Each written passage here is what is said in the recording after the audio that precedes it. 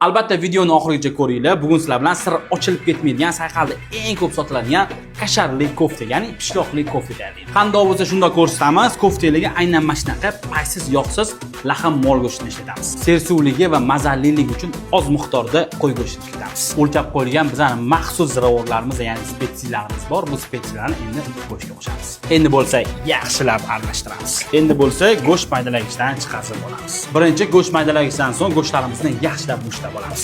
Endi bo'lsa ikkinchi marta chiqarib olamiz. Endi bo'lsa qiymamizni yarim soat davomida xalzingda dam oldirib olamiz. Kasharli koftamizga haqiqiy gavda pishloqni ishlatamiz. Tayyor bo'lgan qiymalarimizni 60 grammdan uzib dumaloqlab olamiz. Plyonkaning ustiga qo'yamiz va yopamiz. Endi bo'lsa yaxshilab tekislab olamiz. Mana shunaqa tekislab olganimizdan so'ng o'rtasiga pishloq qo'yamiz. Oysimon shaklda yopib olamiz. Bu koftalarimizni endilikda ko'mirli mangalga qo'yamiz va ustini qizartirib pishirib sizlarga, ya'ni mehmonlarga taqdim qilamiz. Ko'rinishiga bitta baho berasizlar. Endi buni kesib olamiz va sirlarini chiqaramiz. Xuddi mana shunaqa sirlar cho'zilib turgan kasharli koftani albatta sayqalda ko'ringlar.